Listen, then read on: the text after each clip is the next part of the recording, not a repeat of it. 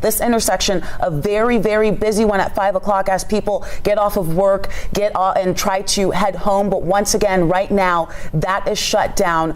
For the last hour, we have heard on and off gunfire. Police asking if you are in this area right now, if you have friends or family in this area right now, if they are in one of those office buildings or if they are in one of those residences, please stay away from windows. This is still an active shooter situation.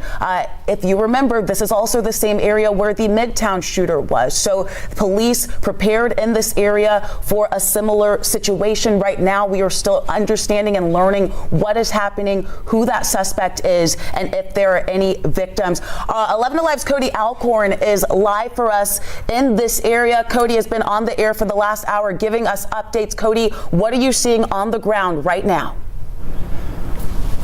Well, I'm just going to stay off camera because, again, the most important thing is getting this information to you and letting folks see what is unfolding. You're looking right down at the Four Seasons Hotel. There are two SWAT vehicles beyond that AP vehicle parked sideways right at Crescent Avenue there.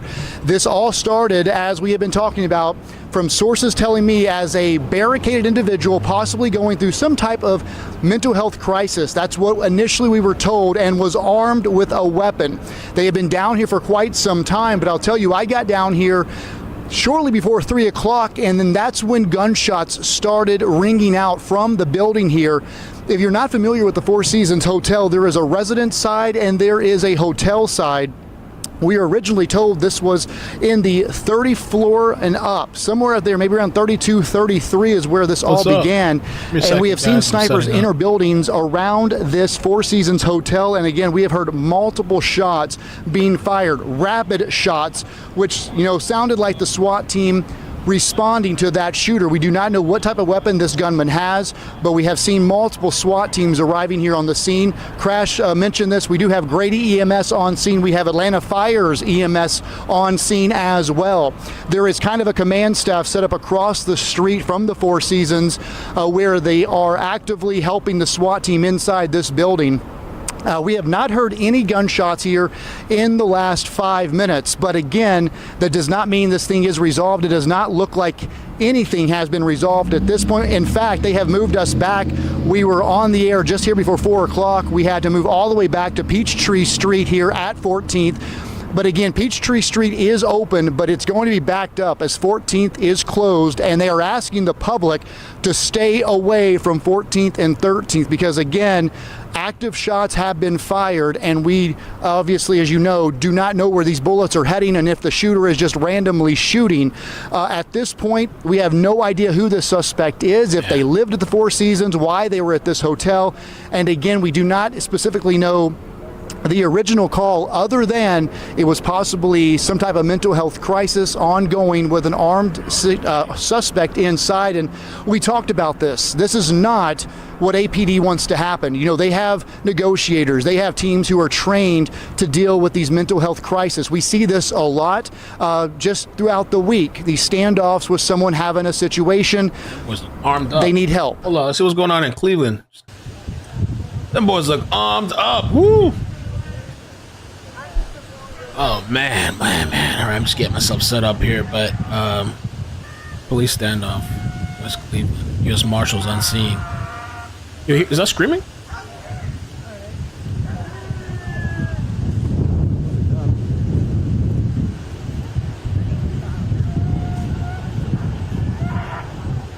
It sounded like screaming.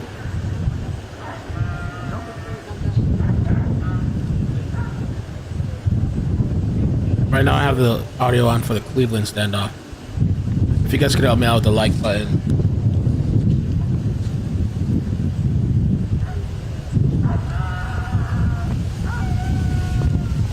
Somebody screaming or a dog?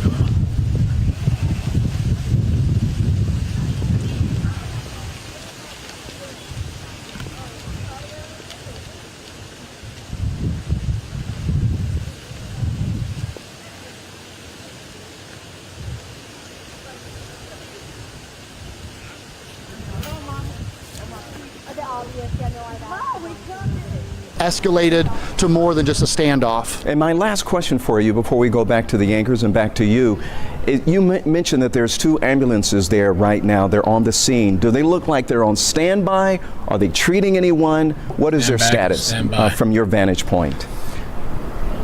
Great question, Ron, because a lot of people might not realize this, but on every SWAT team there is an EMT.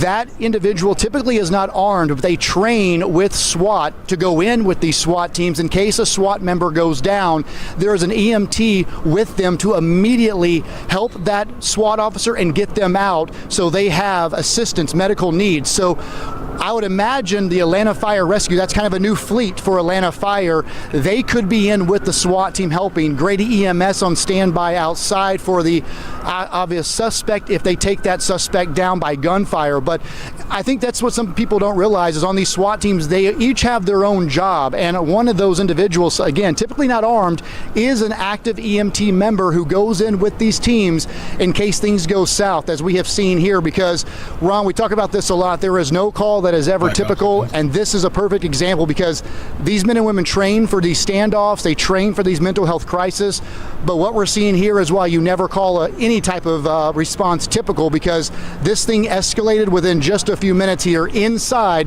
the Four Seasons Hotel, not somewhere you would expect to have a shootout with APD and an armed suspect. Absolutely. And you know, one thing we should point out too before we get back to the anchors, and that is I'm sure that SWAT team is going from floor to floor, room to room, trying to identify any possible victims or any other suspects that may be in that building. And the last time we spoke with you, we heard a lot of gunfire. Have you heard anything else in the past couple of minutes or so? So they have pushed us far enough back that I have not heard, because you have Peachtree Street traffic behind me. So, but when you hear those shots, they ricochet off of these high rises. So we should be able to hear any if they do. But what that could mean is one of two things. Possibly the suspect is down, or SWAT retreated to bring in another team, or maybe they're trying to set up a sniper, which we saw come in. Again, they want to resolve this without anybody's life being taken. But obviously, things have escalated. Ron, you asked if there's anybody else on scene as far as agencies. I can tell you, I see a MARTA police vehicle has just pulled up on Crescent Avenue here right outside the building. So that does confirm there are other agencies here, including MARTA police, and I'm sure Fulton County Sheriff has his folks here as well. And you cannot see this because I'm off kind of towards the 1180 Peachtree Street building, but I can see more SWAT team members suiting up. And again, this is a unique situation, one they train for, but we're not in a house, we're not in an apartment complex, 2 or 3 floors, or even a regular high-rise of maybe just 15, 20. This is the Four Seasons Hotel. This is a very tall building, and again, you have residents that are living there on one side, you have hotel on the other. It's a popular spot. So, yes, Ron, I'm sure they had to not only evacuate this place, but make sure no one was in their home, and then they made that decision to return fire. So again, at this point, I want to clarify, we have heard of no civilian injuries. So that is what we're hearing right now. There's been no indication there's a hostage situation, but those details have not been confirmed. We are expecting the public information officer to walk over to us soon. But at this point... What's up, everybody? Welcome. Officers on the right-hand side of your screen starting to get geared up. We heard a pop there. I'm sure on one of the vehicles. There's two situations going on. Truck now coming out. That is the truck that just went in. You can see one of the officers on top. Oh, that seems like to be the suspect. Oh my God. You got him? Yeah, I got him. Bro, look at this.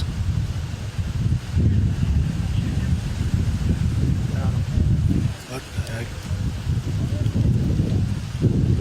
What in the heck? What in the 2024? What in the election time is next week? Election We apologize for any language you potentially may hear. It does seem that the suspect there on the roof has been brought out here. Bruh. 2 officers that were used on the top there with the third What as you see there. I must say I've covered quite a few of these. This is highly unusual. What? You screaming now? I guess mental health. That's mental health, man.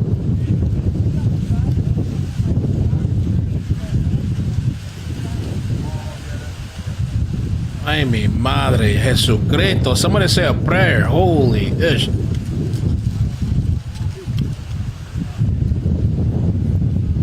So again, unsure why the officers were called to this initially, but it does seem that a person involved in this has been taken into custody.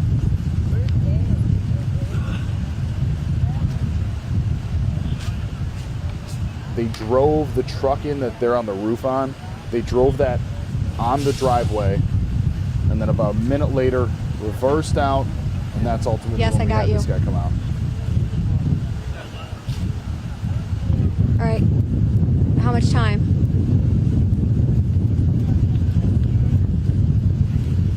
Now, as you can see, attempting to get this guy off of it. You can hear there Brittany Weir talking back to our control room. He's smiling, she's going to be making an appearance on 19 News coming up in just a little bit. Of course, we're going to bring that to you live here on all of our digital platforms.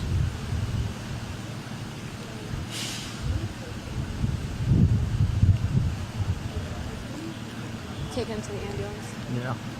All right, so as Brittany just said there, they're bringing that person now into the ambulance, which you see on the left-hand side of your screen. This Print's business. Sorry, guys. Trying to find information. And this potentially could end the standoff here. It does seem that everybody's a little more relaxed following that.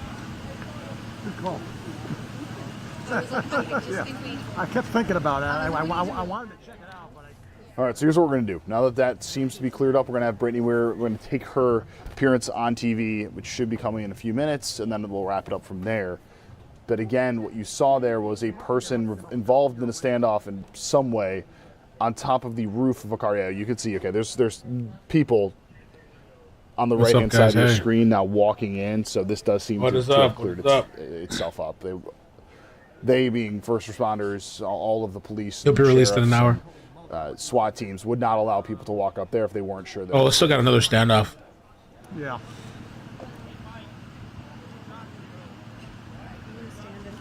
Okay. They were on top of it immediately. They were trying to figure out what was going on to get this person assistance. And now that police is on scene, they're hopeful that it's going to be handled. But Faith and Jonathan, very scary situation for people who are locked inside their offices, hotel rooms, or suites right now. Yeah, you think about this has been happening, as she said, since 1:30. So this has been going on for a while. Frightening there, but just glad that she's okay. Thank you, Caitlin. Yeah, and just one thing, just to remind everyone, if you are in this area, if you're watching us on air in that Midtown area, or you have family or friends that live in that area, police are asking you to stay away from any windows. We know that there's a lot of high rises in that area. They're saying this guy, so this is the there's a Four Seasons hotel in Midtown Atlanta, but there's like two parts of the hotel apparently, like a hotel area and a residential area. They're saying there's video of the suspect throwing things out of the window, several objects, before firing shots on the balcony of the Four Seasons. Look at this shit. Wow. Maybe that's their help. Maybe they're trying to signal the police that they're up there. Oh, look, Christina, you see him? Look at this shit. He's just throwing out garbage or something. This is so sad. Christina, do you see him throwing stuff over the balcony? Oh yeah, he's tripping. He's got a mask on. He does have a Oh mask my on. God, was that a vase? Wow. Maybe that's their help. Maybe they're trying to signal the police that they're up there. All right, let's pause here for a second. The past couple of minutes, the Let's just get done SWAT with the team here, Cleveland police officers and U.S. Marshals, what it looks like they were able to get the suspect that they were trying to pull out of one of the houses here on West 103rd and Berea Road. I'm going to show you what we were seeing. So if you take a look at this dark-colored SWAT vehicle, the police were able to get the suspect out on the roof. You had officers on the roof with this suspect. They had him down. This was a male, looked like he was either in his late 20s, early 30s, and then they brought that man off the top of the vehicle and over to that ambulance that you're seeing now. Still very much a heavy police scene here on West 131st and Berea Road. They did pull that man from one of the homes here on the right side, one of those white homes. They had the tactical vehicle in the driveway. They had it all the way pulled back to where we couldn't see it. But when they reversed, and after hearing what sounded like a dog barking and canines, they reversed out and they had that suspect on top of the car. Again, that suspect is now in the ambulance, but still very much an active scene out here. Again, there are Cleveland police out here. So Cleveland's done. New live. Let's focus on Atlanta, still an active situation. balcony, and you can see this individual's face covered, and you can see actual shooting happening from this balcony. So it does give us a sense of the situation unfolding, is that not only does this shooter have a view, he has a balcony. He is actively shooting at law enforcement. So that makes sense to why we saw a sniper go into a counter building where they are set up, exchanging fire 30 floors in the air. This is a very unique situation. And you can hear, watch, we're going to turn the camera around if we can. We're going to spin the camera around. You can see MARTA police showing up in numbers here. You asked a while ago, Ron, if they're getting any support, and you can see MARTA police rolling in with their K-9 unit and also some of their officers.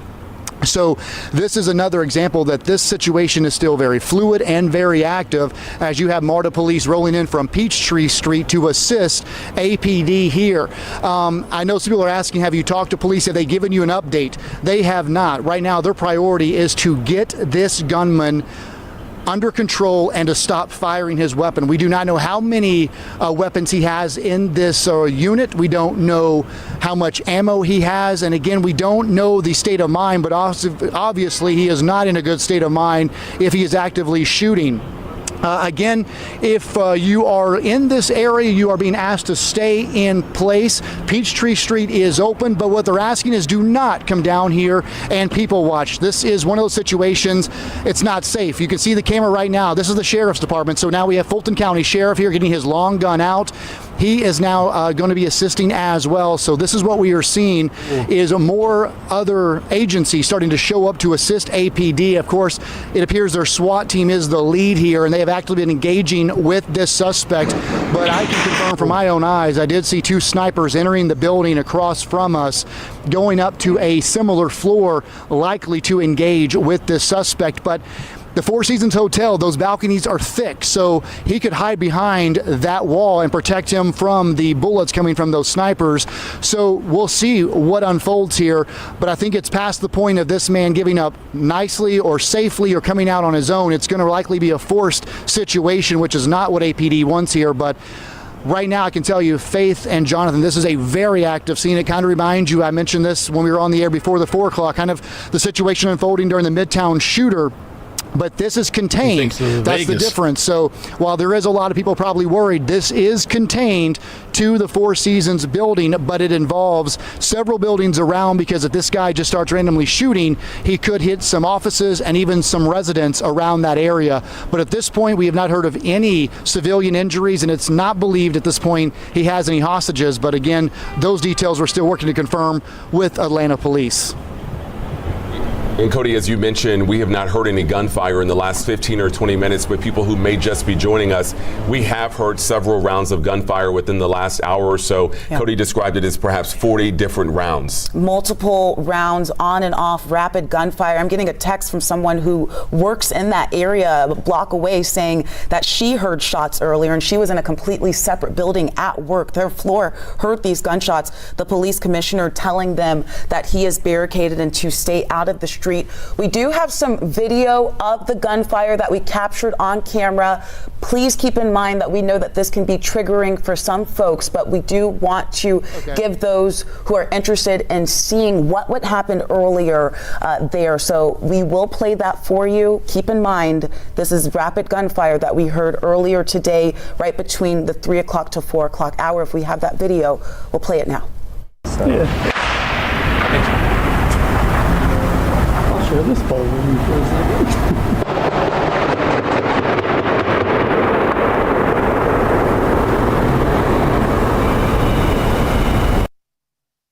And you can hear and even see how frightening that was, even for some of the officers on scene, which is one of the big reasons that they extended the perimeter and had not just the officers, but even the media go back several streets. And we are working to confirm video right now as we go back live to 11 Alive's Cody Alcorn, who is on the street. But Cody, unconfirmed reports that this shooter could be in a balcony at that Four Seasons property. And I can tell you, you heard those gunshots on your TVs or on your computer. It literally sounded like it was over our head. I've been on a lot of breaking news, but I can tell you that's the closest I have been to a shootout like that, even though it was 30 floors above me. It was enough for me to actually hit the ground as well. When I first got here, I was actually on 14th Street right at Crest. All right, I want to see that video again. I was trying to do a couple things. What a crazy time. Makes me think of that Vegas shooter, right? Was it Vegas, that shooter in the hotel room? I mean, this guy obviously is not that prepared, I guess. But he's on top of it. Looks like it might be this guy in the balcony. Maybe that's their help. I mean, maybe they're trying to signal the police that they're up there. Christina, you see him? It was just chucking stuff. I don't know what that was. Oh my God, this is so sad. Towel or something. Christina, do you see him throwing stuff over the balcony? I wonder what he was doing there. Like, what was doing to his face? He just... Christina, do you see him throwing stuff over the balcony? He's got a mask on. He does have a mask on. I wonder if he was he reacting to something, or... He's got a mask on. He does have a mask on. His Stuff over the face. balcony? He's got a mask on. You see him throwing stuff over the balcony? He's got a mask on. He does have a mask on. Just throwing random stuff out the window. At this point, with the amount of police still arriving, with the activity you cannot see, because I can look down 14th Street's sidewalk here across from the Four Seasons. Somebody said he got hit with, it looked like something. Somebody said he got hit with something, then right before he started shooting, he grabbed the side of his head. That is what it looked like to me, but it was the minute he started firing in our direction, we moved back. Yeah, it almost looked like, I don't know if he took one shot or something, or he reacted to something. He freaked out and then took his gun out and started shooting. They can talk with dispatchers as well. So this is a very fluid situation. And again, it's unique. I say that because we do have a lot of high rises here, but I can tell you in my 2 years, I have not seen this situation unfold 30 floors up in a mixed use building, which would be, you have restaurants, you have a residence, and you have a hotel in the Four Seasons. And initially we heard this was on the 32nd or 33rd floor on the residence side. So it leads you to ask, did this person live there? How did they gain access? And what transpired this morning on a Tuesday morning to lead to this, where we are now hours later with a shootout between APD and this suspect 30 floors up in the Four Seasons Hotel. And we are continuing to see heavy police presence in some of the shots that we see here. Cody has talked about some of the SWAT teams, snipers in the area. We have certainly seen that. Again, even though we have not heard any gunfire recently, officers are still saying shelter in place, not just for people who are in the hotel, but also in the nearby area. And we know that the area is surrounded by office buildings as well as multiple residences. Teresa Bowles is joining us at 14th and West Peachtree. We know that there is a big apartment complex as well as several coffee shops and different restaurants around there. Teresa, it looks like those roads are blocked off. Are you seeing any pedestrian traffic, and what are you hearing on your end on that side? Right, I just got here minutes ago, and as I was walking up to where I am now, all I kept seeing are pedestrians standing along the sidewalk, wondering what the heck is going on. People are standing around making phone calls. They've got purses and bags in their hands. People that can't get to work, people that can't get inside of the hotel, people that can't get inside of the surrounding buildings of the hotel. I'm seeing different workers that are standing outside of the buildings next to this hotel, and dozens of police units that are here protecting this area, as well as the SWAT team that I keep seeing walking up and down the street. There are ambulances on standby in case they need to help, and it just seems like everybody is just prepared for what may or may not happen here, while the pedestrians around here are just wondering what to do at this point and when they're going to be allowed to get back to their normal lives. Let me show you what I can see from my vantage point. Over here behind the police tape, I'm seeing a Georgia Tech police car, and far down the street there are different police units lined up, parallel parked along the street with their lights going. All around this area there's at least an official or some sort of police officer standing in front of many of these buildings, workers standing in front of the buildings, communicating with officers, trying to get answers. We're all waiting for answers at this point, as we have little information about what's actually going on this street, but everyone's been asked to shelter in place. Even as I was walking up here, a police officer walked up to me to let me know to be safe while I'm out here. So a lot of these people are getting pushed a little. A drone that held explosives. Popped the perp. This was years ago. Largemouth, thank you for the 10. Largemouth fisherman. Yeah, I remember that. I think I heard of that during the Dallas shootout. At police, they sent a drone that held explosives, popped the perp. I don't know how they're going to get this guy out. As I have seen no progression and no changes from the scene, everyone's just kind of sitting here waiting for instructions. That's right, Teresa Bowles. Thank you so much, as we all are. We do know that a public information officer has arrived on the scene, but obviously the priority for officers is to de-escalate the situation, and then, of course, they will let us know what's happening. But again, the latest news is that everyone is still being asked to shelter in place. Avoid windows, shelter in place if you have friends or family in that area. Where Teresa was standing, West Peachtree Street, a very big road for a lot of people in that area who are in their office buildings, getting off of work, might try to get down that way. An Einstein Brothers bakery, Regents Plaza, the Hugh Midtown, a big residential building there, and she was standing in front of the AC Hotel, another big hotel, multi-space with hotel rooms, offices, different things like that. We want to talk about the commute here because we know that this part of Midtown is a very, very busy time, especially at 4:30, people starting to get off of work. We want to head over to 11 Alive's Crash Clark Crash. We're talking about kind of like a square of roads that are closed here. What is the way to get around that? Yeah, Faith and Jonathan, got to think of it like a grid, actually, where that Four Seasons Hotel is right there off of 14th and Crescent Street. One of my cameras right here, somebody has spun it around, but West Peachtree and 14th, you could see pedestrians and cars, vehicle traffic still being allowed to utilize that part. Now, they are further west away from this scene, but as you can imagine, depending on how long this takes, we could see people that are having to shelter in place in their offices. Maybe it wraps up in half hour, 1 hour, 2 hours. When that happens and they are allowed to hit these streets, we're going to see a major flow of traffic in Midtown. But this is our location, the Four Seasons Hotel in Atlanta. Multiple gunshots have been ringing out throughout the Midtown area. And as you can imagine, what they have done is they have just cordoned off this entire area. I'm going to step back in, as Cody was telling us earlier, 12th Street, 13th, 14th, 15th. Think of it just like as a big grid and a square. This is Peachtree, this is Spring Street, or this is Spring Street, this is West Peachtree, and right now all of those roads, a lot of folks that are just in their car that may not be getting this information are trying to scurry for alternates. West Peachtree, kind of an alternate, but as you know, West Peachtree goes from south to north, Spring Street the opposite direction, but I am seeing... Let's see, what you say something about waterfront?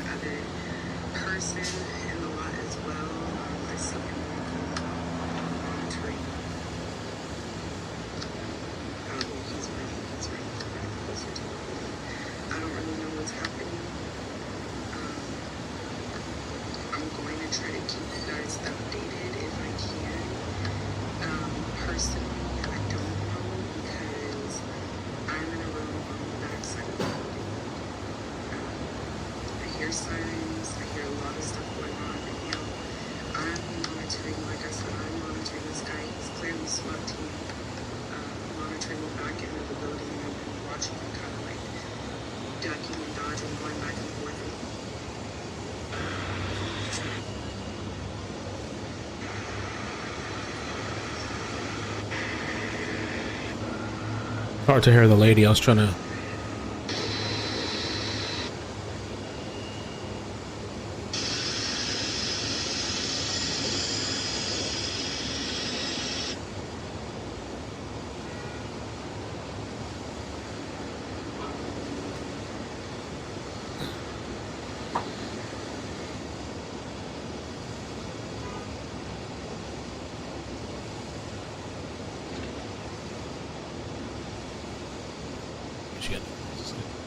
And those pictures are starting to come in to us of this suspect. These were taken earlier. So unclear, though, if this suspect is still alive, if this suspect is in custody. But at this point, it does not appear that this thing has been resolved. We have not heard any gunfire in the last half hour, so that gives you some promise that maybe they are getting this resolved. But at this point, there has been no all clear given. They're still asking folks to shelter in place all around this area, and that area where I said the command staff was coming around, they are still all there conversing among themselves, and I have not seen the snipers come out of the building from across the Four Seasons. So again, we're starting to get a better idea of this suspect. Obviously, if he had a gas mask, it makes you wonder, was this a plan all along? Why does this person have an arsenal in this building with a gas mask? Who knows? But again, now we have even more questions to get answers from when we do expect a news conference to happen here in the next short while. But as of right now, APD has not given us any new information at this point, but I can tell you, I can see their public information officer starting to set up for a news conference. Likely they wanted to make sure all of their information is correct and up to date before they address us, but right now their main concern is keeping this area clear and getting this thing resolved without any innocent people being hurt. Cody Elkhorn live for us. Thank you so much for giving us an account from on the ground. As you heard Cody just say, any moment now we could be hearing from the public information officer that got on scene just after 3:45 this afternoon. According to a witness that spoke with our Caitlin Ross, they started hearing gunfire around 1:30, and then 20 minutes later they started hearing, they started hearing a commotion around 1:30. 20 minutes later started hearing who they believe was the suspect getting more agitated, and then they started hearing that gunfire. Right now, this area is locked down. The Four Seasons and Midtown 14th and West Peachtree Street and that entire block. If you have friends and family in that area, please tell them to stay inside and avoid any windows. And Jonathan, as Cody was saying, when he came on the air around 3 o'clock, on and off, multiple rounds of rapid gunfire there. Absolutely, and they have not given the all clear, even though. What's up, everybody? Welcome. Thank you for stopping by. K-Dubs, thank you for the 10 memberships. Appreciate that. The Cleveland standoff is over. Now it's the Atlanta standoff. That was kind of crazy. This guy on the residential side of the hotel, they're saying. Oh, thank you, Ronald. Thank you for the 5. Appreciate that. Gracias. They're saying this guy's on the residential side of the Four Seasons on the upper balcony. And they believe this was the guy taking shots. Let me show you the video again for those that missed it. I wonder if they have any more video of people that reported this. Maybe that's their help. Maybe they're trying to signal the police that they're up there. Christina, you see him? Oh, that is a gas mask. Wow. So I wonder if I guess he's ready for early. He's prepped at least if they start trying to throw tear gas in there, if they bust the door in or something. He has his gas mask on. Christina, do you see him throwing stuff over the balcony? This to me looks like he reacted to something. And if you look here, I wish I could zoom it in. Maybe I'll download the video and zoom it in. To me, it almost looks like there's like a little smoke right here above. Something white appears here. I wonder if they took a shot at him and missed. Or clipped his ear, like Trump. Look. Christina, do you see him throwing stuff over the... He kind of like ducks right as you see this thing. Then he freaks out. He does like some shit with his face. He becomes agitated. Thank you for this Do you see him throwing stuff over the balcony? He's got a mask on. He does have a mask on. I don't know. After getting supposedly shot at, he still took the time to throw a vase. It looks like a vase. He does have a mask on. And he just starts going off like Tony Montana. I don't know if he's going to come back out on the roof after taking shots. Ron Jones, thank you so much. Again, in case you are just getting home, it is 4:30. We know a lot of you may just be turning on your TVs or your laptops and really figuring out what is going on. We have been following this for the last couple hours, but I know, Faith, some witnesses say this gunfire they heard as early as 1:30 this afternoon right here in this area at the Four Seasons Hotel, which of course is not just a hotel. Many people live there. There are condos at the top. We have heard this afternoon easily, as Ron mentioned, 30 to 40 rounds of gunfire. And the suspect who we have seen, or at least have heard, is on that balcony from some witnesses. We've not heard an update on exactly if he has been taken down, if he is in custody. That is what we are waiting to hear. And we are just hearing now that within the next 30 minutes, we are expected to hear from Atlanta police. They are expected to give some type of press conference to update us. We know that the PIO got on scene, the public information officer from Atlanta police got on scene around 3:45, assessing the situation, putting on a bulletproof vest, because as we said, this is an active shooter situation. You can see ambulances right here, just EMT making sure that if there needs to be some care taken care of. It looks like they're actually pulling out a gurney right now, so we might get an update on as to why they're doing that.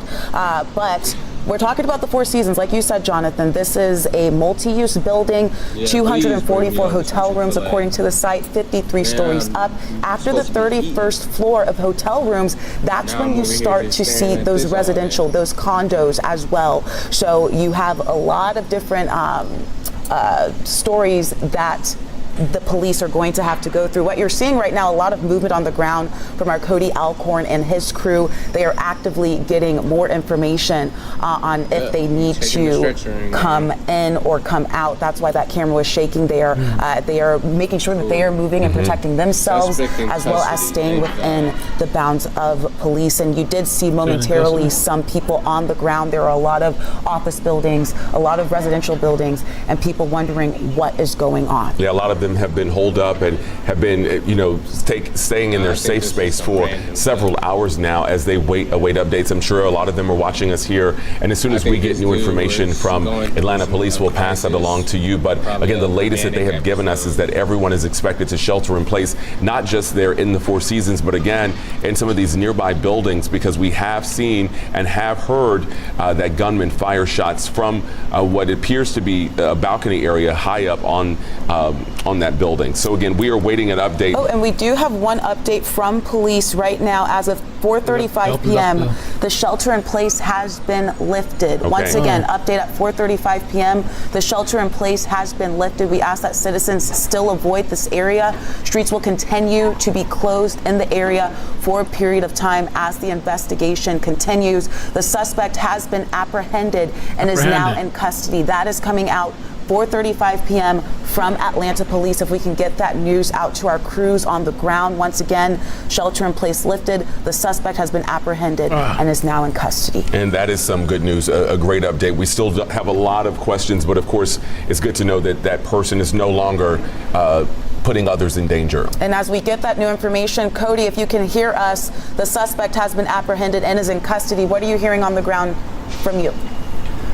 Yes. So that matches what a witness just told me. It's the same witness who's been sharing pictures of this alleged gunman from the balcony, throwing a chair off the balcony, holding flags, wearing a mask as well. I asked if this witness actually saw the takedown.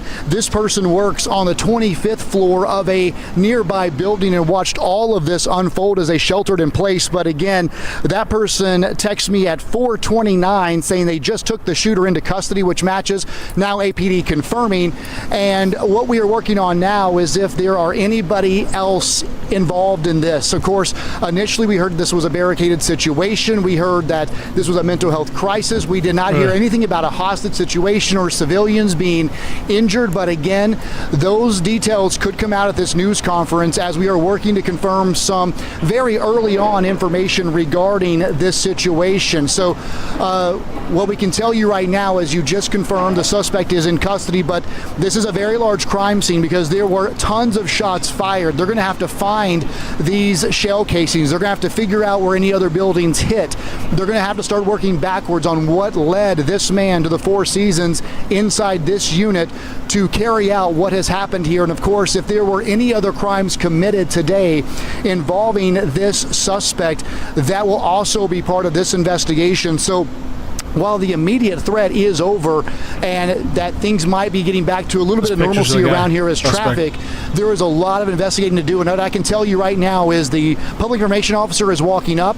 We are going to move our camera, so we're going to toss it back to you guys, let you take over for just a couple of minutes, let us get in place for this news conference. And this will be the first time we hear from APD since this started unfolding earlier today, maybe around noon. But again, we're going to jump off here, Faith. We're going to let you guys reset everything. We're going to get set up for this news conference. And of course, as soon as they start talking, we'll bring it to you live as we work to figure out what unfolded this afternoon inside this Four Seasons building. All right, Cody, we will see you momentarily. And also, as you see the shot here, as they get ready to move, you can see more people out and about now as that shelter in place has been lifted. A lot of people been holed up for the last couple hours waiting for that all clear. And now we have that. And we've had multiple people texting us. I have a woman who works at a nearby, not residential area, but next to the same place where the Israeli consulate is housed. She's in that building not far away saying that there's no threat. They've been told their whole floor that there is no threat, but they are still asking them to avoid the area. Cody's on one side of the situation. Teresa Bowles is on another side of the situation over on 14th and West Peachtree Street. If you are still there, it does look like you are still there in front of the AC Hotel. Teresa, what are you seeing on your end?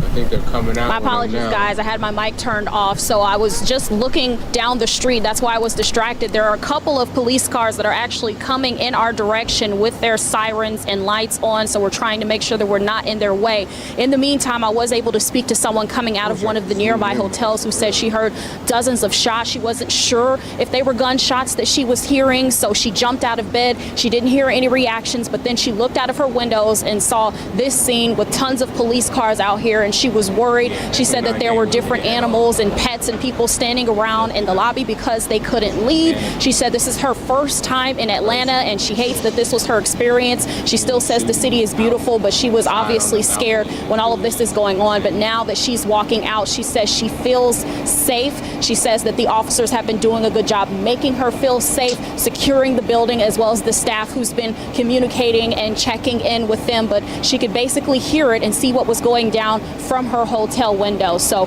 we'll try to get some of that together so you can hear exactly what her words were. But for right now, we're going to try to get out of the way as these police units seem to be picking up. There are more arriving to the scene now. Live in Atlanta, Teresa Bowles, 11 Alive News. Teresa Bowles live for us. Thank you so much for giving us that report. And Jonathan, you heard from Teresa. All right. So there's going to be maybe some presser. We'll see if they have any updates. Curious to know what the person's background is.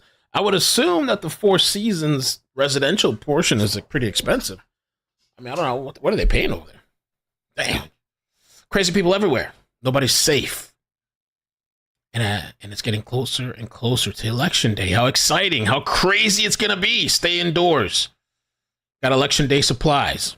I'm going to use my hurricane supplies as my Election Day surprise. I ain't even going out. I'm staying inside. Well, I guess you have to go. But election night, you know what I mean? Election night. It's like a purge. Don't go out. Don't go out, man.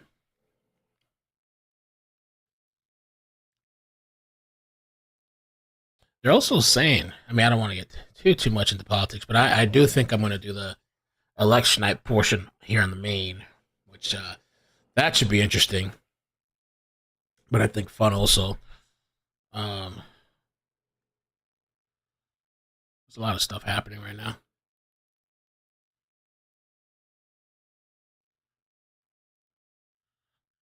Of where you saw Teresa Bowles there near West Peachtree Street and 14th Street, the main entrance of the hotel, just about, I'd say, less than a minute walk from West Peachtree Street. You're going to pass by the Marriott and the AC Hotel on your right as you walk up to the doors of the Four Seasons.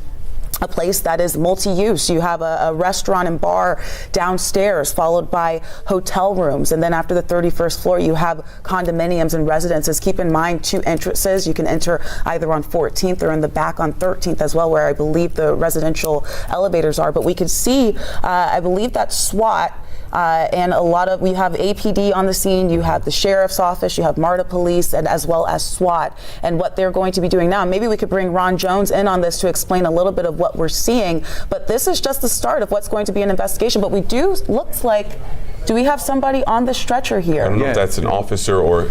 Sitting right there, that's him. Exactly. One person being taken. I don't know if that person was hurt or, perhaps they were overcome. But it looks like a man. Yeah. Can we go back to that picture, please? No, what's wrong with you? No, okay, we can't go back to that. But someone obviously needed some help there. Yes. So we must respect him.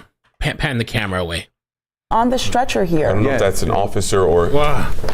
That's definitely we see one person being taken. We don't know if that person was hurt or perhaps they were overcome. But it looks like he's in socks too. Like a man. Yeah. Can we go back to that picture? Make sure that everyone knows the threat has been lifted, but they are asking people to avoid the area of the Four Seasons because the investigation is just getting started. That person taken into custody not long ago, and right now we are, as of 4:35 p.m., we heard that the suspect was taken into custody. Robin, how you doing? Right now Thank you for the we tag. standing by, waiting for a press conference to take place. And if we could bring Ron in right now, Ron, what is typically for police? What happens now after the suspected shooter is taken in? Well, here's the deal. You see how everyone is a lot more calm. There's no sense of urgency. Officers not running around trying to make sure that that perimeter is secure. You saw some of the officers actually had taken off. I don't know if this is a live picture or not, but okay, this is live. The producer said this is a live shot right now. And it appears that there is a victim. Not quite sure if it's a police officer, but it could be the suspected shooter that's in the back of that ambulance. But you know, you look to the right of that, you see the one officer there in line of fire. I mean, some of them don't even have their vest on. I mean, they're really standing down. Now that's what they're doing, because they're the ones who are supposed to go in immediately, attack the threat, try to immobilize a shooter and all that. But what we don't see is what's happening around the buildings there. It could be investigators going from room to room to see if there's any other victims, because you guys pointed it out. I mean, for our viewers who are just joining us, you know, we're talking about 30 to 40 rounds being fired there. And those rounds, of course, they don't have a name on them. They can go into another building, so they have to go see if there is any other victims there. But everyone is standing down. And so when they're done with all of this, their investigation, which could be another hour or two, they have to regroup, and then they have to analyze what they did well and maybe what they need to improve on. Because you have multiple agencies. Even though APD is the lead agency, you had MARTA police coming in to assist. You had the Sheriff's Department, Fulton County Sheriff's Office coming in to assist as well. And so they, even though they train all the time, you can never tell what's going to happen in any given moment when you're in a crisis like this. So they still have to evaluate their strategy to make sure that even in the future, they can keep citizens safe, and they can keep the officers safe, and they can de-escalate the situation and get a suspect in custody. We don't know if that's the person loaded into that ambulance, but that could be that person right now. So that's what the officers are probably looking at. Ron Jones, thank you so much for that perspective. And again, you're taking a live look here near that area where a number of police officers, SWAT team members are there around the ambulance, where we did just see one person loaded in. Again, as Ron mentioned, we don't know exactly who that person is, but we do know, again, in case you're just joining us, that the shelter in place, the all clear, if you will, has been given. People are no longer being told to stay away from windows, as we heard earlier today, where rounds and rounds of gunfire were coming from that suspected gunman. So right now we are waiting for that news conference any moment now to hear more about what happened and perhaps who this suspect is. Still so many unanswered questions, and the timeline of this, depending on, we're going to get a more concrete idea of this, of course, with the news conference, but just from witnesses that we've spoken to. Caitlin Ross spoke to a woman who said she heard commotion around 1:30 p.m. Now the time's nearly 5 o'clock. According to police, that suspect taken into custody around 4:30. So just to give you just a kind of idea of the span of what happened, around 3 o'clock, we heard rapid beats of gunfire on and off. 30 or 40 rounds, like Ron was saying, that we heard, and it could have been more before we even came onto the Aris Cody Alcorn race to get down to this area. It's also interesting that this is not far away from where the Midtown shooting situation happened, at the hospital there. There's the Four Seasons right up the street from that area. So APD, not long ago, they were having to do a similar kind of investigation. Of course, that spanned from Midtown all the way up to up 75 up to Truist Park area. But like I said, just another situation that they're having to do right here. And as we continue to look at these live pictures, we know that there is going to be a presser coming not too long to try to give us some of more information about what happened here as we continue to monitor. Right now, yes, right. We are expecting that news conference any moment. As you said, Faith, a lot that we still just don't know. We don't know if this suspected gunman was a guest at the hotel, if this person was having a mental health crisis. Those are things that, of course, some witnesses have alluded to, but we just haven't gotten an update from police. Right now, you're taking a live look at this ambulance where we do know a man has just been loaded in. We don't know if this is a suspected gunman, if this is an officer who perhaps was hurt or someone on the scene. But we do know there is at least one person presumably hurt in some capacity as officers are surrounding that area, even though the shelter in place, again, ban has been lifted. Our Cody Alcorn has been on the scene for us. He continues to be out there. Cody, we know they're setting up for a news conference any moment. Any update from you out there?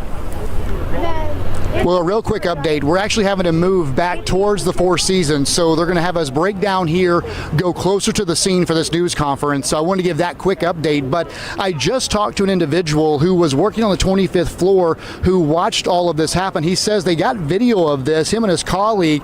They said SWAT came onto the balcony, which we have gotten pictures of this alleged suspect throwing things over the balcony. They were able to quickly put cuffs on him, and without really much of any type of resistance. He said it appeared to be the SWAT team or whoever was involved in this. We know there were several agencies in those green type uniforms. And so he said what it appeared, they came out on the balcony and quickly took him into custody, which makes you believe maybe he ran out of ammo here, which is the best outcome possible. Nobody in that area hurt between SWAT and, of course, the suspect. But we are working to confirm if there are any other victims involved in this. But again, I just wanted to jump on here, tell you we're going to move once again closer to the Four Seasons and set up.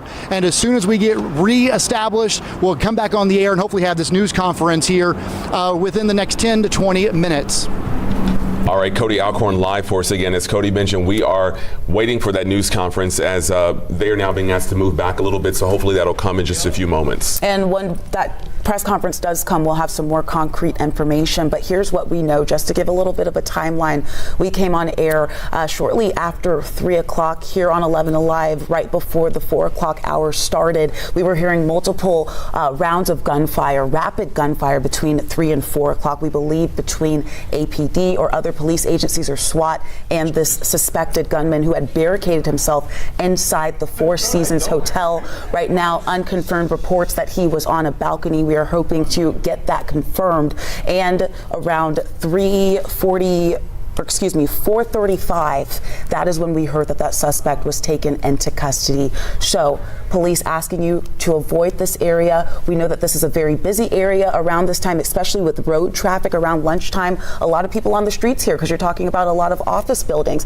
You have the King and Spalding building right at the corner there, not too far away from the Four Seasons Hotel. Up and down, you have the big, what used to be the IBM tower there with people working there. And then you also have a lot of different residences in this building as well. Piedmont Park, Colony Square, not too far from there. So I say this to say you have a lot of foot traffic on this road, and we are going to learn more when we do get an update. But right now, that update being slightly delayed because the media people had to move back so that police could continue their investigation. Continue to do their job. But again, if you were watching during those hours that Faith mentioned, we heard so much gunfire. It was even frightening to some of the officers. You could hear some of them jump, and that is one of the reasons they eventually had to extend the perimeter because of just how much gunfire and how close it was. So our crews even had to move back at one point just to make sure they were in a safe space. Again, you're looking live right now near this area, right along Crescent Avenue, near the Four Seasons Hotel, at an ambulance where we saw just about 10 minutes ago a man being loaded into that ambulance. Some of our folks here who were looking closely say it appeared that that person had handcuffs attached to them as they were loaded on to that actually just ambulance. So on Twitter, it's just a small clip. I was like, damn, the Trump is my biggest obstacle in life. I think about him all day and all night. What's your biggest obstacle in life right now? My biggest obstacle in life? Trump. Trump, absolutely. So do you wake up and think about him? Yes, constantly, every day. Do you go to sleep and think about him? Yes, every day. Are you in love with him? I hate his guts. What's your biggest it's so crazy obstacle in life right now? My biggest obstacle in life? Trump. Trump, absolutely. So do you wake up and think about him? Yes, constantly, every day. Do you go to sleep and think about him? Yes, every day. Are you in love with him? I hate his guts. What's your biggest That's wild. Facility. So they're taking the guy away. Go ahead. I just wanted to ask you, Ron Jones, we saw a number of officers surrounding that ambulance. Would that lead you to believe that they were doing that because they're... Suspect apprehended when he fired in our general direction. We left the floor. This image, who looks like the shooter we saw, is handcuffed. Lines up with his reaction. He gets hit on the right side of his head prior to the video ending. Hit with what? That's what I was jokingly saying. Maybe he got shot in the ear, but it really does look like they took a shot at him when we were watching the video. I don't know if they nicked him, like just the top part of his, like right above his eyebrow, whatever. That's when he went crazy. That shit brought his ass back to life. When his life was almost taken, they brought him right back to life. His mental health somehow lapsed, and his sanity relapsed. Or I don't know, am I saying that right? Or reverse? Whatever. That just scared the daylights out of him. I surrender. Sure, okay. Just with the tussle with the suspect. The other thing is normally they will bring in a negotiator. The guy's not giving up, trying to get him to calm down a little bit, try to get him to de-escalate the situation. But just based upon what Cody said and his interaction and speaking with some of the witnesses, they just went in there and they just got the job done. They just hopped on the suspect, put him down on the ground, put cuffs on him, and got him down to the street, possibly in that ambulance that's rolling away right now. I wonder if they missed on purpose. All right, Ron Jones, thank you so much for that perspective. Again, you are seeing that ambulance is now gone that was there. But again, this is a live picture right now where we see some of the law enforcement. And we're so grateful, Faith, for all of the law enforcement who were there today. As you said, they prepare for situations like this. You never know exactly what is going to unfold. Today was certainly frightening with the just sheer amount of gunfire that was happening and the distance and happening from above, putting so many people in danger. But let's hope that this was all able to end without anyone being hurt. And as we're taking a look at this live picture here, it seems as if one of these roads might be back open to get some people out of the area. We did see that ambulance pull off with a police cruiser right behind it. So that might give us, some tea leaves into what might be going on here. However, we don't want to assume anything. We want to get the confirmation from officers. We also see some members, I believe, of SWAT or APD with their long guns here. Maybe the sniper was on a slope. The microphone there, presumably it could have been what they were using to try to negotiate with. So this is really crazy, and Lily had actually told me about this. Okay, this guy, you couldn't even talk about in the UK. These people are, I don't know, it's like they arrest people for posts on social media. And I guess they were getting in trouble. You can't talk about this over there. People were protesting, getting arrested. Remember this guy stabbed all these people, killed 3 little girls at a Taylor Swift party? Remember? Sick fuck. Well, apparently he had also made poison and had a terror manual plan. But you can't say nothing because if you do, it's racist. It's racism. It's racist. Never mind the 3 girls stabbed to death or the problem they have over there.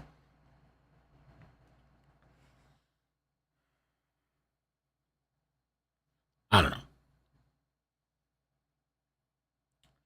This guy had a jihad manual training manual, and he targeted little kids at this party. They found a computer file with Al Qaeda training. Wow, military studies in the jihad against the tyrants. Ricin is derived from the castor bean plant. He had ricin. It is one of the most deadliest toxins. It has no known vaccine or antidote and kills cells by preventing them from making protein. Police stressed in July the attack was not a terrorist incident. How dare you? Shh, quiet. Which would require a motive to be known. We talked about the history. Rest in peace to those girls and condolence to the family. Horrible, horrible thing to do. Evil. He was also charged with 10 counts of attempted murder for the 8 children and 2 adults that were injured. Went on a stabbing rampage. The stabbings were used by far-right activists to stoke anger at immigrants and Muslims after misinformation spread online identifying him as an asylum seeker and misreporting his name. I thought they did get the wrong guy or something at first. Or the wrong picture. Violence spread from Southport and led to rioting across England and Northern Ireland. So, I don't know. To me, I don't know if you want to call this a terrorist incident. It seems like that to me. Or at least it was planning and plotting, too, to do something. Horrible.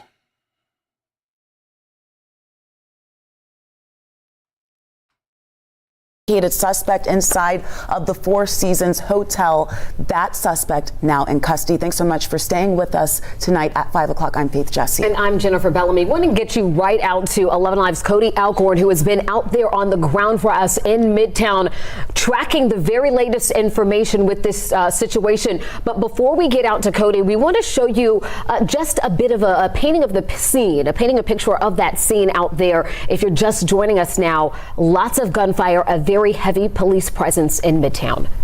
Jeez, that's right. I'll share this poll with you for a second.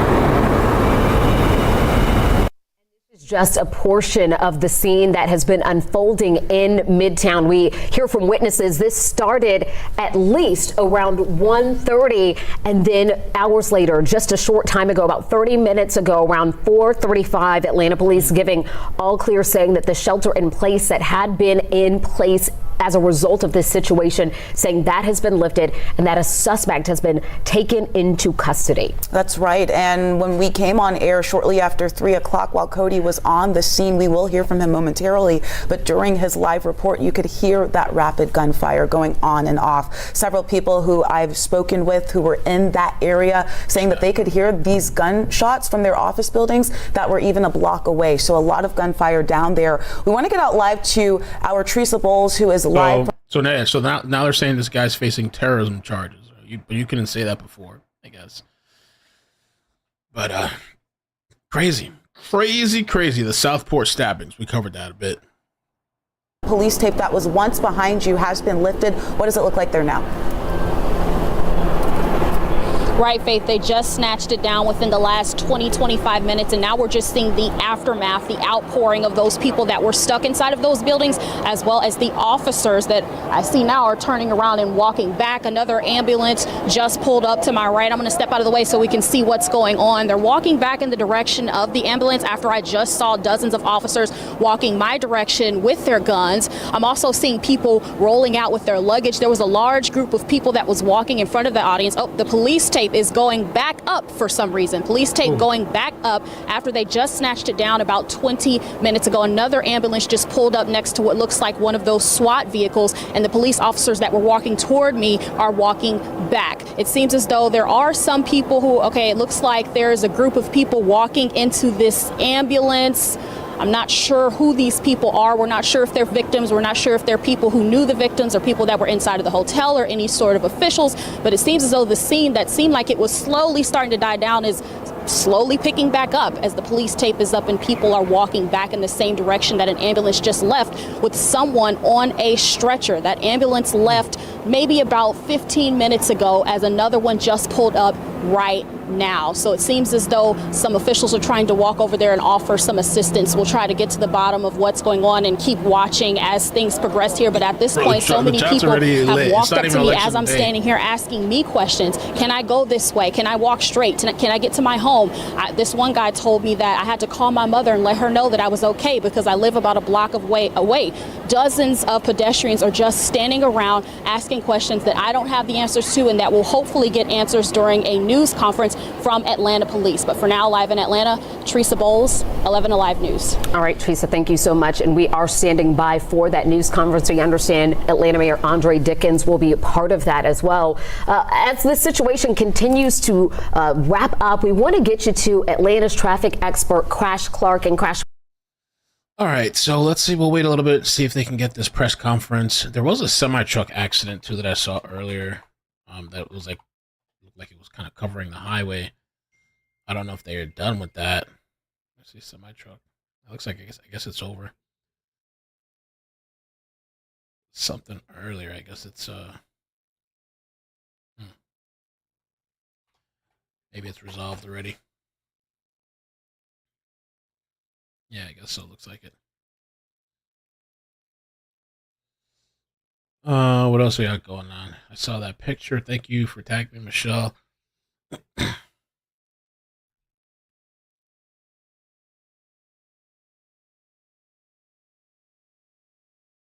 Bucks County voting line shut down.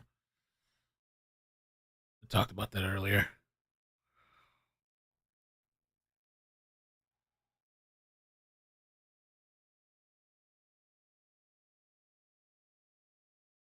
Oh, they finished with that now too.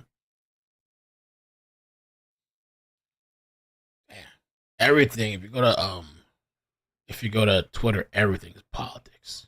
Maybe that's aggregated for me, but I do look at other stuff as well. But when you look at the news section, like everything. By the way, I don't know if you guys remember, there was this Chase Bank glitch, the Infinity Money glitch, where people were somehow doing some type of glitch and taking out like all this money, right? Well, apparently Chase is now suing the customers that did that money infinity glitch.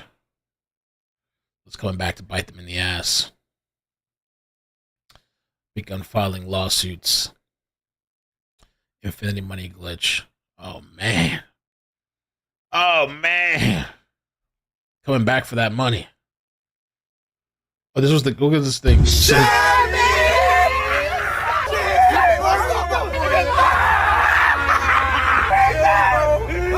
is so stupid. Wow.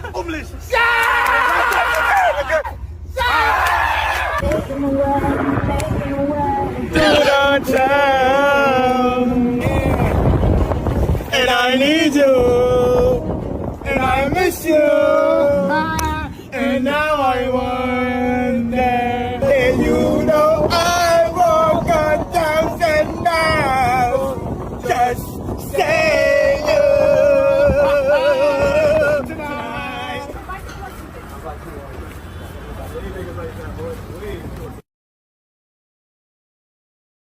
Kick the Chevs, kick the Chevs. We having a Chevy party later. Bring all the Chevy honors out. I don't even like posting my accomplishments in life. For all the niggas that ain't want to give me they Chev, eat a dick. You up 100,000. Everybody gonna eat tonight. Blue hundreds, blue card. Wow. I mean, I don't know. Good luck suing some of these people, I guess. But I'm sure they'll accounts will be closed. Maybe they'll be negative. Anything that gets in there will be taken. Damn. Got a lick on JP Morgan. A lot of people coming in and out, and immediately you could tell something was wrong. I started speaking to somebody inside the building at around 1:30 this afternoon, and she says there was a man who was really clearly agitated. She could see him from her office window, screaming, waving American flags, giving people the thumbs up, pointing at people down on the street. So she's like, what is going on here? She went down to her building security, and they were like, already know, we're already aware of it, we're trying to work on this. So they knew early in the afternoon, as soon as this started, that this was going to be a problem. But then she says after she went back to her office, that's when she started hearing the shots firing. She immediately got an alert from her building security saying everyone needs to shelter in place right now. No one's allowed to leave. That's when she called 11 Alive. She said she was shaking. She could hear those shots firing one after another. And then she saw the SWAT team rolling up. So she says it was really scary. They were all locked inside their offices. This is what she told us on the phone earlier this afternoon before the scene was cleared. And then I went out on my balcony, I see him, and he's wearing a gas mask and holding the flags. Well, first around 1:30, I think we started hearing. Hold on. Let me clip this for Twitter. What? Clear this afternoon before the scene was cleared. And then I went out on my balcony, I see him, and he's wearing a gas mask and holding the flags. Well, first around 1:30, I think we started hearing it. And then about 20 minutes later, we hear the guy still getting more agitated and screaming. Then we started hearing shots. And then we heard, like, normally I was thinking law enforcement shooting. And then we saw SWAT vehicles. And we just heard errant shots since. So I don't know what the hell's going on now. That was another shot just now. Just now? Yeah. So that was around 4 o'clock this afternoon. Again, that suspect is in custody, no longer shooting. No one is in any danger. Thankfully, everyone in her office building was safe. She says the communication was clear. They knew they needed to shelter in place. They couldn't move. But just about 5 minutes ago, she says she hadn't yet heard from the building that they were clear. So a lot of people in those offices right now are still sheltering in place. They're still locked inside their office buildings waiting for instructions to hear what they should do next. But she said it was terrifying this afternoon listening to those shots, hearing that man screaming, not knowing what was going to happen next. So Faith and Jennifer, a really terrifying afternoon in Midtown. So the American flag. Chilling details coming. Wow. Now, That was and we were 30. Phone earlier one. That's when she called security saying everyone needs to shelter in place right now. No one's allowed to leave. That's when she called 11 Alive. She said she was shaking. She could hear those shots firing one after another. And then she saw the SWAT team rolling up. So she says it was really scary. They were all locked inside their offices. This is what she told us on the phone earlier this afternoon before the scene was cleared. What's just the American flag? And then I went out on my balcony, I see him, and he's wearing a gas mask and holding the flags. Yeah. Well, first around 1:30, I think we started hearing it. And then about 20 minutes later, we hear the guy still getting more agitated and screaming. Then we started hearing shots. And then we heard, like, normally I was thinking law enforcement shooting. Those Palestine flags. I'm just kidding. The reporter said American flags. Lives. But she on the phone looks like she said she flags. has been That's wild, dude. Speaking with some people who were witnesses and has a very unique perspective for us this evening. Caitlin? Jennifer, really scary for people who were inside that building when it was happening. Like Faith was saying earlier, we were all getting text messages from people saying, what is going on here? This is such a busy area of Midtown, a lot of people coming in and out, and immediately you could tell something was wrong. I started speaking to somebody inside the building at around 1:30 this afternoon, and she says there was a man who was really clearly agitated. She could see him from her office window, screaming, waving American flags, giving people the thumbs up, pointing at people down on the street. So she's like, what is going on here? She went down to her building security and they were like, already know. 32nd to 33rd floor. Now, this alert went out earlier today of a barricaded gunman having some type of mental episode. And again, originally we heard on the 33rd floor of the resident's side. We don't exactly know what led to this. You heard Caitlin talking to a witness there. We have gotten those pictures showing this guy wearing some type of mask. I have pictures from people on the other side of the Four Seasons showing him throwing objects out of the balcony. We saw some type of bench being thrown over the balcony, some other objects. We believe that's where the shots were fired. And what we don't know exactly, though, is what led up to all of this. We're working to get video of the actual takedown. A witness who was working on the 25th floor from an adjacent building said they saw SWAT go in. They were wearing green uniforms, they described them as, and they said that the suspect basically went with no resistance at that point, which makes us believe that he likely ran out of ammo or just gave up, knowing he was surrounded. When I got down here just before 4 o'clock, I saw a sniper entering the building at 22 squared over here, going up to the 30th floor to try to counter this suspect. But I'll tell you, from being here, it's the closest I have been to a shootout of this type since I've been in this field for nearly 19 years, especially coming overhead where we could not see what was going. When I got here, to put it in perspective, this was just a standoff, but within 10 minutes of a riot. I almost looked like out of a scene from Breaking Bad in the beginning. Something like that, just crazy, running around, gas mask. And now they're saying, according to this witness, that he was holding flags and kind of, agitated and angry and moving around and putting the thumbs up and swinging the flag around. All of those stopped around, I would say, 4:15, and then we know the suspect was taken into custody sometime just before 5 o'clock this afternoon. I believe you guys saw some video of who we believe is that gunman, alleged gunman, being rolled into the ambulance, and like I said, he has been brought out of this crime scene.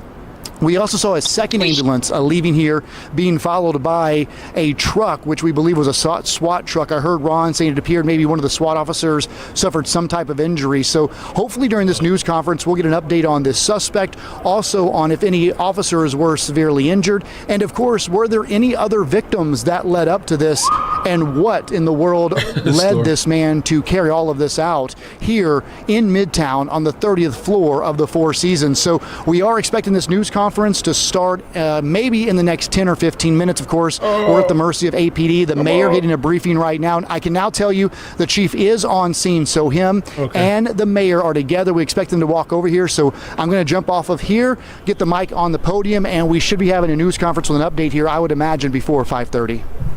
All right, Cody, we will let you go ahead and get situated so we can hopefully get some new information and the latest details from. Everybody's going crazy. Woman in Bucks County, PA, removing Trump signs to put up Harris signs. I guess, depending on where she does it, I guess anybody can do what they want if it's in public, right? Enforcement presence. We know that multiple. Let me see. Hold on. They call her or they rolled up on her. Let's see. What are you doing? Yo, what are you doing? What are you doing? Why are you taking down signs? That's illegal. Yes, it is. That's not personal property. Why are you taking down him? Yeah, I actually think she's right, though. I think if it was personal property, I don't think they're supposed to go on there and, like, remove your stuff. Trump signs. I wonder. We're putting up Harris signs. That's what. Oh, okay. Cheating, just like, yep, sounds about right. Oh, she got, somebody's driving the car with her, too? I wonder if that's all they're doing is just driving around and removing signs, replacing signs. Are these people paid? Because I just can't imagine spending my life, like, going on the streets and searching for signs and people and, like, taking shit, removing it, replacing it. Wow. Amazing. Around down Spring Street to try to get home. Keep in mind, this is an area that is very populated with a lot of businesses, a lot of those high-rise businesses, people back in office for the workday, so trying to come out. A lot of those folks probably going to have to hang tight for a little bit, but there could also be some alternative routes. We want to bring in Levelized Crash Clark right now to take a look at what is that situation right now, which roads are closed, Crash. All right, so they're saying I guess there's some type of rally that Kamala's having, and they're saying that let's see, it's mainstream. They talk about the crowd size, so I guess they said she got bus loads. Let me see. What's up, everyone? I'm like 100 feet away from the entrance to Kamala Harris's big rally in D.C., and look what I found. Lines of buses. So when Kamala talks about her crowd being so large tonight, just know it's all fake. They were all bussed in. Let's take a walk. Look how long I thought he was the bus changed. line goes. Maybe they parked in someone else and they're being transported over. Me just trying to get like the ultimate benefit of the doubt.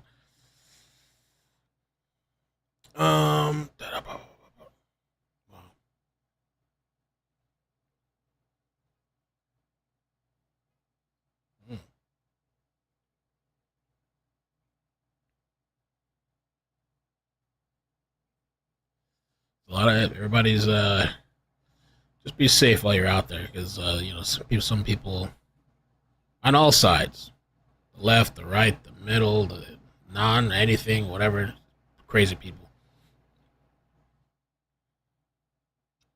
What? How dare you?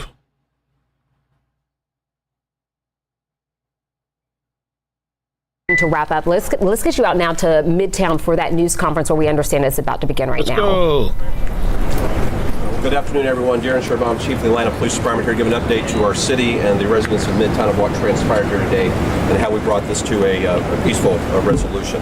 A little bit after 10 o'clock this morning, we were dispatched to what was initially classified as a mental health emergency at the Four Seasons, and this was occurring in the residential area, not in the hotel portion of the building. The officers arrived. We did learn that the individual may have had a handgun at the time that he was involved in an altercation with an employee of the Four Seasons. Officers attempted to get the individual to come to the door to speak with him. He refused to do so. And then we began negotiating to the individual, asking him to come out peacefully. We did start to develop information that he may have access to other weapons. And so our tactical field operators, as well as the SWAT team, was deployed to this area. We did evacuate the floor that this was occurring on, which is the 33rd floor, and then the floor above and the floor below that. And to the residents that have been displaced, we're going to move quickly to let you gain access back to your apartments as quickly as we can, but this is an active investigation. While the efforts were underway to negotiate a peaceful surrender of this individual so we could resolve the situation, get medical assistance for him, he began firing a weapon. We believe at this time at least 3 different weapons were fired during the course of this event.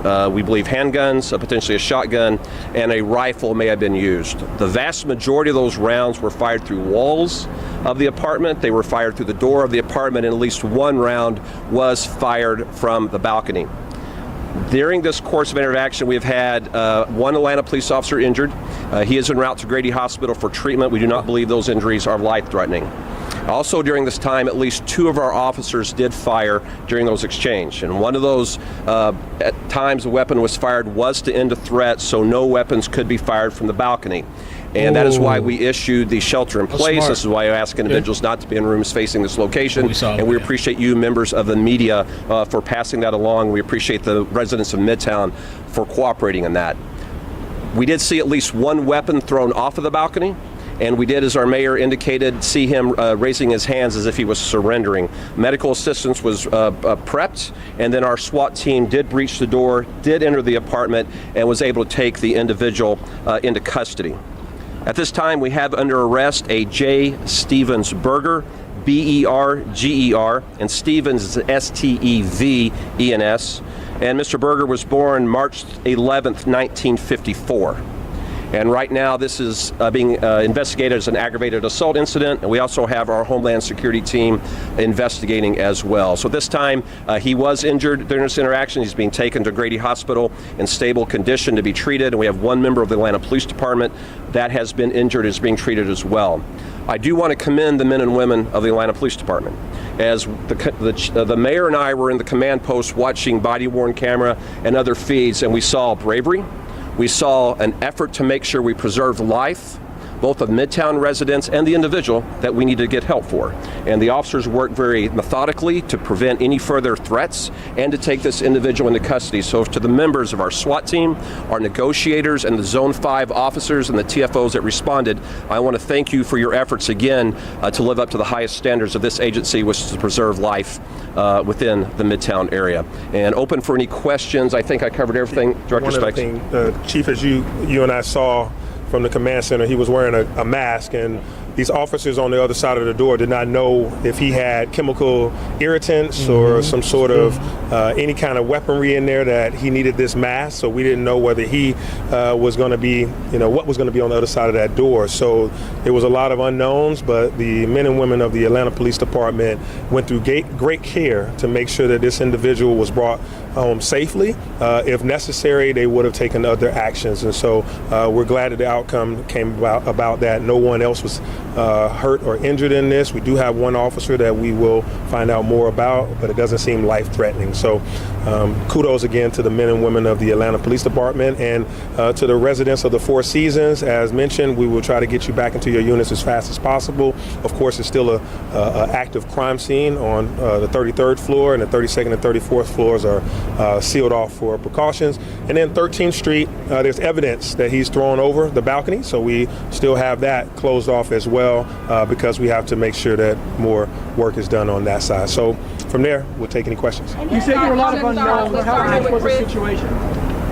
You said there were a lot of unknowns. How tense was that situation? Well, I'm not a police officer, but I was inside of the command center with the command staff, watching this play out from body-worn cameras, watching it from our drone footage, and seeing the intensity of this. Definitely was one of those moments where you can see that it was a critical incident that officers had to use all of their training and depend on each other. Chief?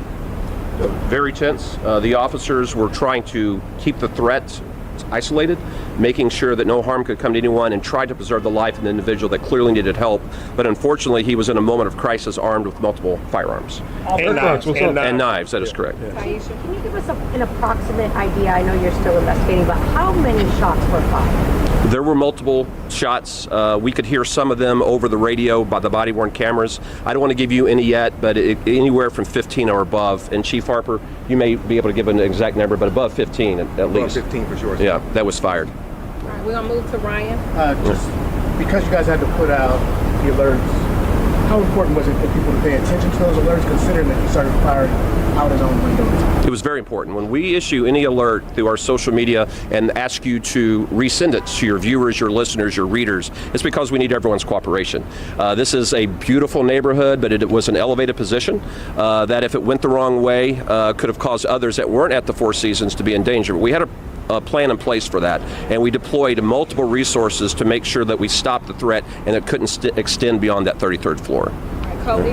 And Chief, just to walk people through how we even got here, because again, this thing escalated through the afternoon. Can you just walk people again, what happened inside the Four Seasons that led to this altercation that led to you guys getting here? Just to clarify everything, people, like how this all sort of transpired. It was a mixture of a report of a dispute between the resident and a member of the staff here at the Four Seasons that may have been motivated by a mental health emergency, but the individual could have been armed. And so that's what brought us here initially. And when we attempted to speak to the individual to learn the story, to make sure that we knew what was going on so we knew the right course of action, he refused to come to the door. And as we gathered more information, that's why we called in additional resources such as SWAT. And as a precaution, and sure, as we could potentially be the case, it evolved quickly. And quickly to place our officers in danger, and they did stay in that space to make sure that no one else was in danger, and we kept Midtown safe. And the uniqueness of this too, because we have, close 90 floors, 90 units on the resident side. Can you talk about how unique this was for you guys? I saw SWAT going up, snipers in this building, for how you guys train and be able to, activate this inside a residence with a hotel on the 33rd floor of a Midtown unit. All right, these occurrences are few and far between. But I want you to know your police department trains consistently for these occurrences. We hope we're never called to a first-story building or a 90-story building to end a threat, but we're ready. And we hope we never have to stand between the citizens of this city that may be armed with multiple weapons in a mental health emergency using them, but we're ready. Training is vital to us to be trusted and good at what we do. And thank you, Mayor, for believing in that and giving us the tools to keep all neighborhoods safe. Hi, Tyler. Over here, Chief. Mayor. Chief. Oh, Tyler, I'm sorry. Hey, how you doing? It looks like, from at least a picture of the suspect, Mr. Berger, that he may have had some injury to his face. Blood, was he shot in the face, or what kind of injuries did he sustain? It looks like he was on a stretcher. That will be part of the investigation. We have asked the Georgia Bureau of Investigation to investigate. We did use force. 2 officers did discharge their weapons to make sure any threat was mitigated and stopped. And so we will know at the conclusion of the investigation how those injuries came to be. Was he hit by one of those? We don't know yet. We're in the earliest hours of that investigation. Anyone else have questions? That's it. Bye, Belinda. We saw the suspect be brought on the ambulance. At this point, he is in custody, taken to the hospital. And then, as far as charges, was there anything else that he was charged with? You said it was aggravated assault. Can you talk about any charges that might have coming on this suspect? Obviously, he'll go to the hospital in jail. Certainly. Deputy Chief Span's team is actively investigating. We do know we have what we believe is to be the initial aggravated assaults. The discharging of the weapons toward our officers, we anticipate that will be additional charges as well. And just the reckless endangerment that was occurring during that time, we will bring charges that are appropriate to the court. And last question, was your officer shot? Can you talk about, without giving too much specifics, how your officer was injured? We will know that shortly. My next stop is the hospital to check on the officer to determine how he came to be injured. We have not ruled that out yet. All right. Is he a member of the SWAT team? Yes, sir. All right, Josh. You said that this person was having a mental situation. Do you know yet if he was even allowed to be in possession of these weapons? We do not know yet. Was he holding flags? Any other questions? If no other questions, please make sure you refer to our social media and our website, the Atlanta PD website, in the news section. If you have any further questions, that's where all updates will be posted. Thank you, everyone. Thank you, everyone. Thank you. All right, so you were just listening into a press conference there by... All right. By the way, Paul Pelosi, Nancy's husband, apparently they sentenced the attacker to life in prison without the possibility of parole. Damn. Wow. Mamma mia. Life in prison.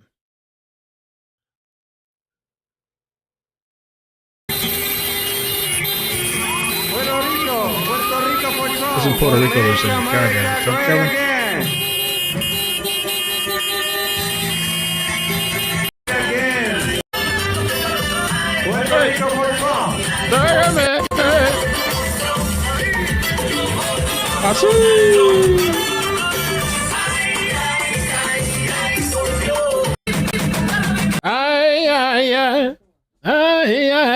Everybody's going crazy. Everybody's going. Oh my God. Bro was just trying to deliver a package. I don't know when this is from. Yo, brother. Fuck she on, bro. Bro. I don't know how old this video is. They just posted it 12 hours ago, but sometimes on Twitter they post old clips. So. Yo, brother. Bruh. Fuck she on, bro. She got the gun pointed at me like, what is she doing? Damn, bro. Like, She what got the that old school fuck, shit, bro? too. She tweaking. Like dead ass. Yo, brother. or toss the package out the window. Or maybe drive down a little bit and then toss it out the window. I don't want her to think it's like a bomb or something. We attempted delivery accompanied with a picture of her holding a gun.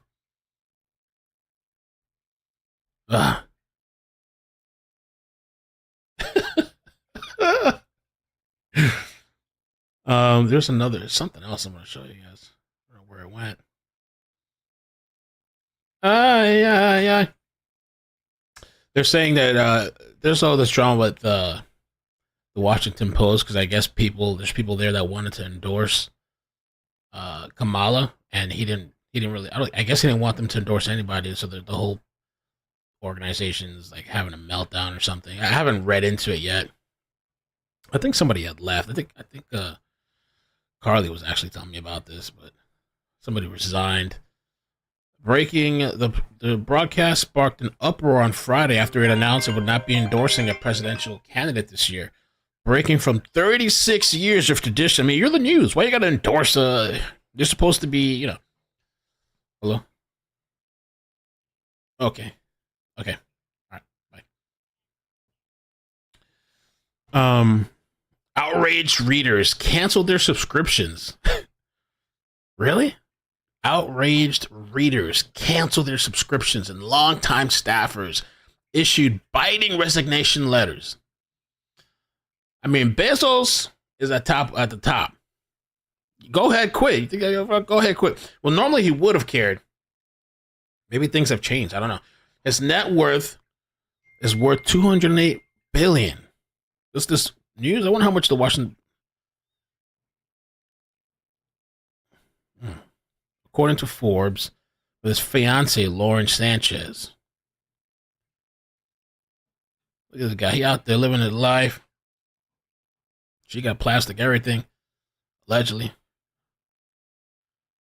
I give a fuck. The Washington Post.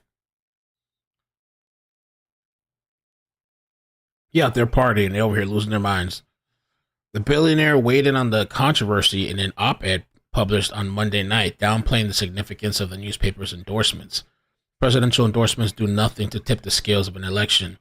No undecided voters in Pennsylvania are going to say, I'm going to go in with the newspaper A's endorsement. And he says, what presidential endorsements actually do is create perception of bias. Man, you can do whatever he wants. Go ahead and quit. Sorry, choke it up. Go ahead and quit.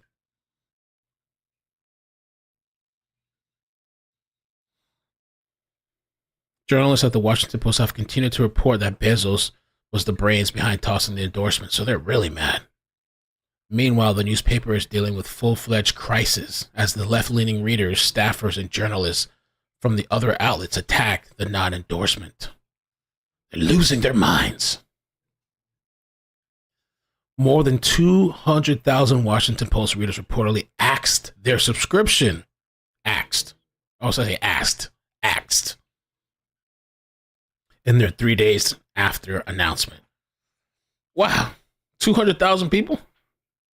I wonder how many people they have in their sub base. The shocking number for midday Monday accounts for about 8%.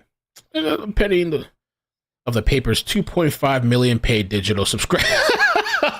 I mean, it's a hit. But at the end of the day, right? What did it say his net worth was again? He got to be billions, right? Or what did it say here again? 208 billion. I go, fuck. Go ahead and leave.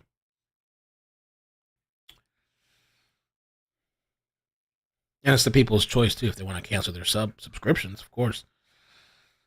Anyway. So yeah, that was the whole debacle. Editorial board members David Hoffman and Molly Roberts filed suit. Some Mile 4 media journalist Max Tanney reported on Monday.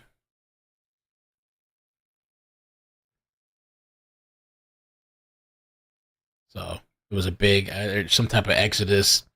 People canceling their memberships and people walking away and whatever. while he was partying out in with Katy Perry. So life in prison for attacker of Paul Pelosi, but the Menendez bros getting out early for premeditated murder of their parents? Ooh. Oh. I know. I think I need to get some water. I know. I feel like if any one of us were attacked with a hammer like that, the person would be out in a week, 2 weeks. I don't know. Maybe less. But that was a good, interesting comparison. But the Menendez brothers getting out early for premeditated murder of their parents. Yeah.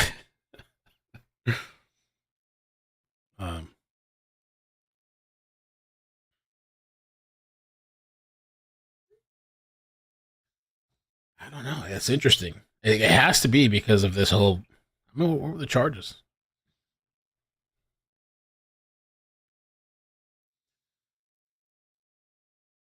Crazy. Putin orders massive nuclear training exercise in Russia. Burmese pythons can swallow a whole deer and alligators in one gulp. A wildlife issue of our time. Damn. They got a picture for it? Let's check it out.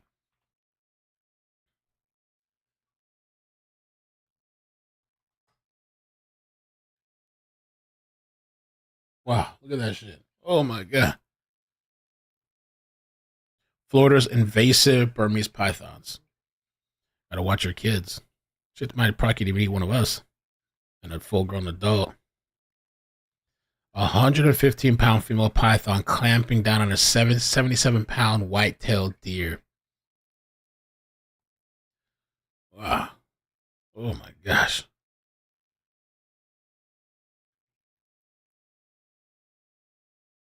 What scientists call their gape, can reach up to 8.7 inches. My gosh.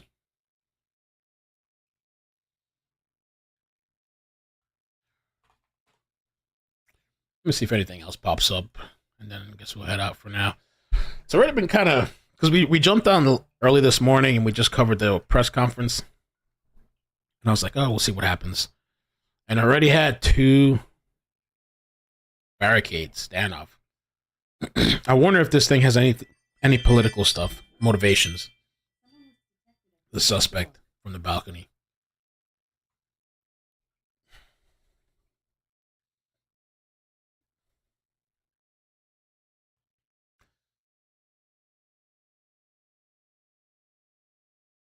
Oh my God, this is crazy, dude.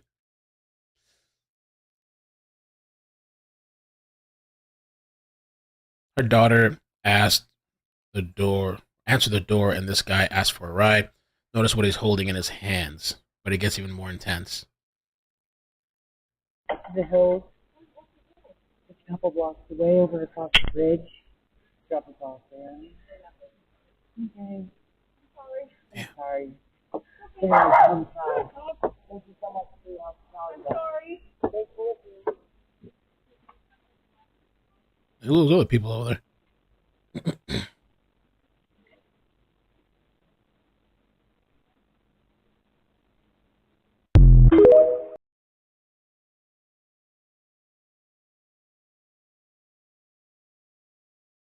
The internet tracked them down? What the fuck? Can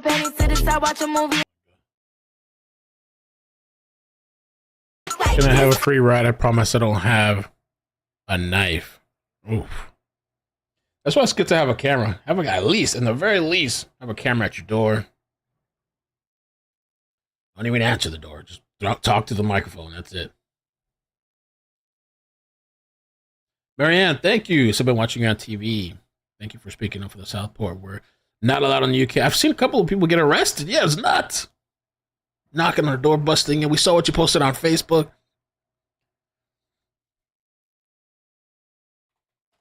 You know what I watched the other day? And it had to do with the UK. There was a story. It's an old story about this guy that 2 people that got a ride, stowaways on an airplane, and they got into where the wheel comes down. They climbed up in there when it was down, while they were still on the ground.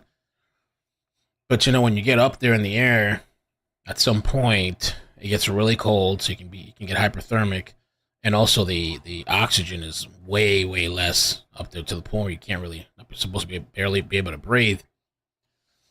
I guess when they were coming back, they were flying to the UK somewhere. The one guy fell out. I guess the wheels dropped, before landing. And the one guy fell out, but they say, because they did an autopsy, they say he was actually still alive, but I guess maybe possibly unconscious. But he landed, and like his brain, everything was splattered all different places and stuff. It was in a residential neighborhood, but there was one guy that survived. And so this journalist went to like track the guy down and try to find out what happened and all this stuff. It was pretty wild, but they just wanted to get into the country, I guess, because of the living situation,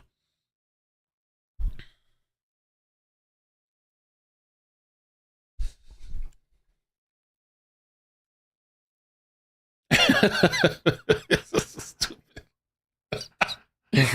Oh my god. The shooter was taken into custody. They took him in an ambulance. He was bleeding from the head.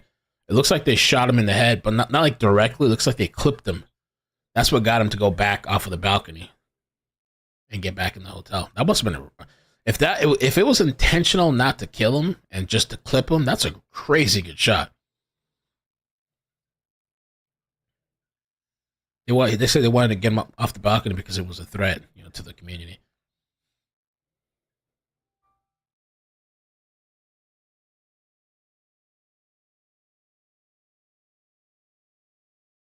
Wow. Mother of teen who died subway surfing begs others not to take part in the social media stunt. Wow. Looks pretty young.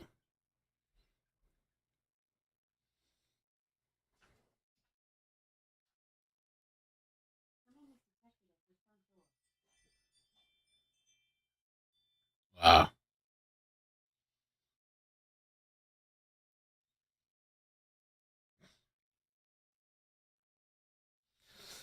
All right, well, I guess that's it for now. If you guys keep your notifications on, we got 2 notifications left for today. So if something pops off, I'm gonna be chilling though. Maybe messing around with the fish tank. I'm thinking of just getting fish instead of the shrimp. I might just give all the shrimp to Natalie. But I guess that's it. Just be safe. It is crazy. A lot of wild shit happening. Deranged, mentally ill people. That it's beyond just having an argument or disagreeing. So just be safe out there. All right. Take care. Peace. Bye. Loop, loop, loop, loop, loop. Adios. Adios. Loop, loop.